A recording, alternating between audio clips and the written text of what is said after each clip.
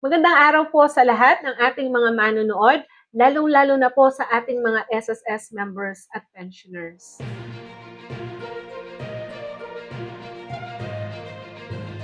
Kamakailan lamang po ang SSS ay nag-update po about sa pag-comply ng AKOP.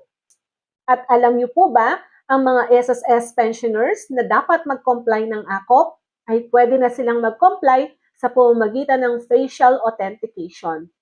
At hindi na po kailangang mag-login pa sa mismong SSS member portal.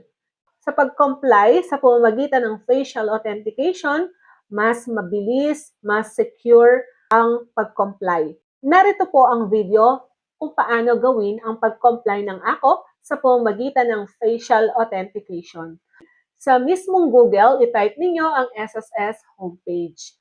At pagka-click ninyo o pagka-search ninyo, lilitaw po ito. Then, i-click lang po ninyo at mapupunta po kayo sa mismong landing page ng SSS website. Hanapin ang icon na ito.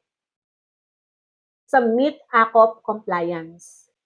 I-click lang po ito. Pag na-click po ninyo ang Submit AKOP Compliance, lilitaw po ang ganito, na kung saan may tanong, are you National ID System or PhilSys registered? Pagka-click ng yes, lilitaw po ang Data Sharing Content and Undertaking page. Pinakaibaba, itik lang ang box at pindutin ang Proceed. Sunod, i-enter ang inyong SS number at date of birth. Take note po kung kayo ay survivor o death pensioners, ilagay po ninyo ang inyong mismong SS number at date of birth. And then, click po ninyo ang Submit.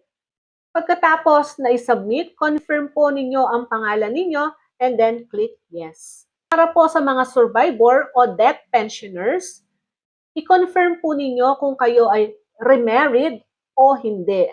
Then, mapupunta na po kayo sa PhilSys Authentication page. Basahin po ang instruction bago po umpisahan ang live selfie. Tapos, kung nabasa po ninyo ang instruction, i-click lang po ang Start Liveness.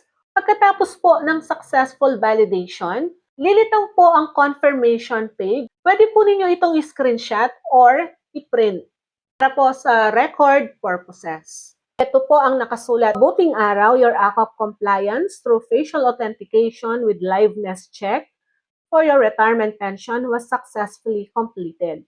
Below are the details of your compliance, transaction number, date of compliance, and the schedule of next AKOP compliance. So kung gusto po ninyo itong i-print, pwede po ninyong i-print o kaya naman po i-screenshot para lang po meron kayong ebidensya o for record purposes. So ganun lang po kadali ang pag-comply ng AKOP sa pamamagitan ng facial authentication. Mas mabilis, hindi na po kailangan pang pumunta sa mismong SSS branch para dito. So kung hindi pa po ninyo alam kung paano, pwede po kayo magpatulong sa inyong family member para tulungan po kayo na mag-facial authentication na lang sa pag-comply ng AKOP. So yan lamang po ang ating information sa ngayong araw na ito. Have a nice day and God bless us all.